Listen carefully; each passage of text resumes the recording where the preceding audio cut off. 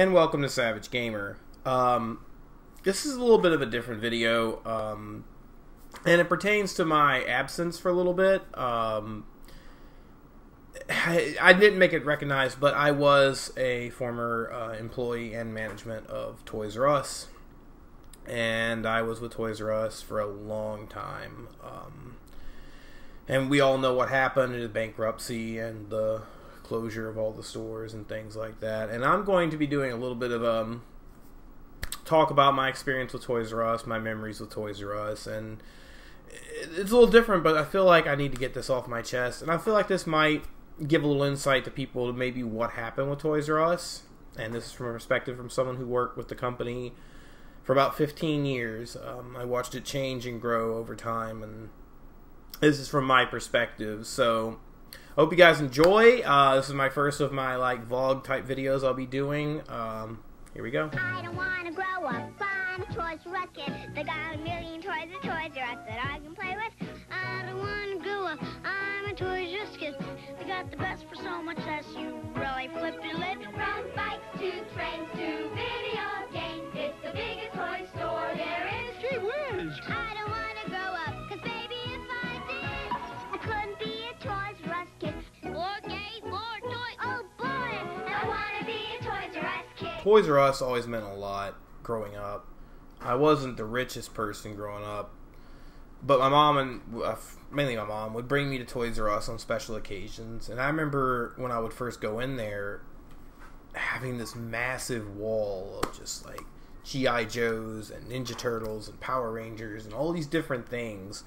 And they had massive stock of everything. And I remember walking the video game aisle, and it was just a massive, long aisle that would stretch as far as I could see, because I was a kid. And there was just so many cool things there.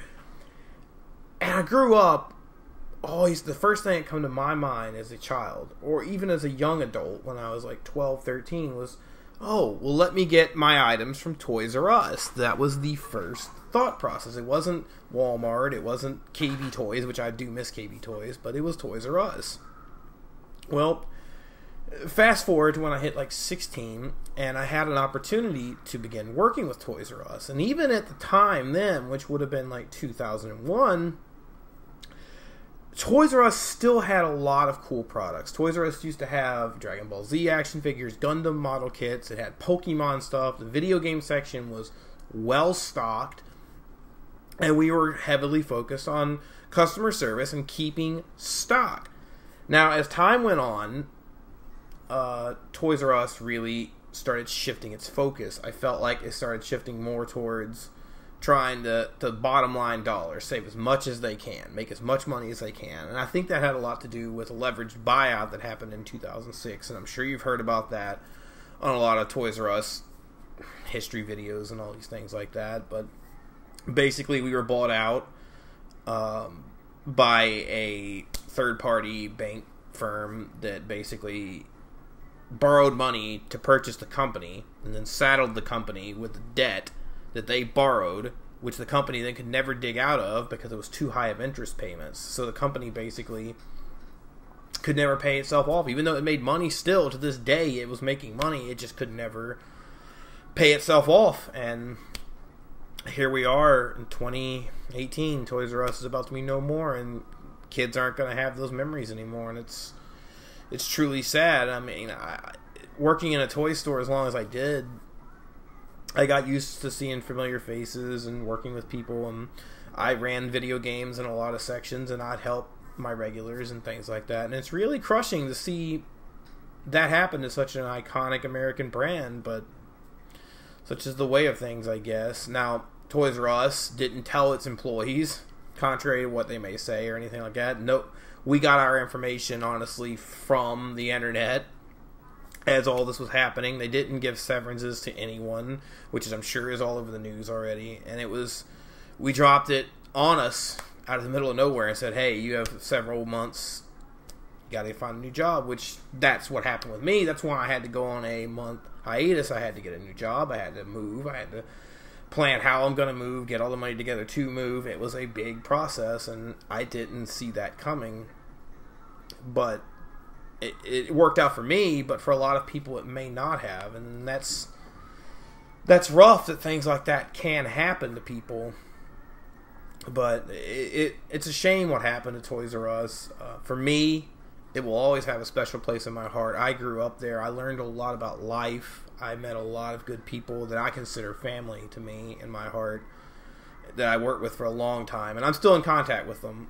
But it's a sad day to see for people in general, especially from the video game standpoint. As a collector, I will always remember going in there and getting some of the coolest items. I have, like, in my case over there, a limited edition Wind Waker bobblehead that was given out to employees, which I still love. And there's the Nintendo sign, if you can see it, way up right up there, right there, my finger is. Yeah, that was from a Nintendo kiosk for the in Toys R Us back in the day. But things happened, I guess. I just wanted to really let everyone know really what happened and my opinions on the Toys R Us situation. It's a very sad day, but sometimes things are unavoidable. And we also had the passing of Charles Lazarus, which that was painful. That was the owner and creator of Toys R Us, and he will be missed. He passed away just recently, maybe like a few weeks ago, and I guess heartbreak hit him, and that was really painful. But sometimes things have to pass, I guess. For me, I'll choose to remember Toys R Us for what it always was. For me, it will always be some of the best childhood memories of getting, like, really cool stuff that I loved having. And for many people, I believe that'll be the same. They'll remember it fondly for not just Jeffrey the Giraffe, which we all loved, but for bringing happiness to kids around the world. And Charles Lazarus is partially responsible for that, and I want to thank him for that. In general, I think most of us will miss that name. I mean, that jingle will probably stay with us for the rest of time, and we'll always have our memories of Toys R Us. And I know this video is a little sad sounding, but sometimes we all need to get things off our chest. And I hope that people always do remember Toys R Us for the best things they can. Not for the end times when they didn't have the best service or the best stock, but for the old days when everybody's first memory was Toys R Us. I think for a lot of kids, their first memory was Toys R Us. So for me, I don't want to grow up, and I will always be a Toys R Us kid. And I'm going to leave you guys with a short clip from Charles Lazarus. Thank you. Business. Yeah, it is. And you got to be kind of a kid-like. When you look at what the creativity of the toy market is, you have to have imagination. You have to think like a child. Somebody told me a great story. He says, you want to know about baby toys? He says, lay on the floor and look at it. See what it looks like from their perspective. Yeah, keep your eye on where you want to go.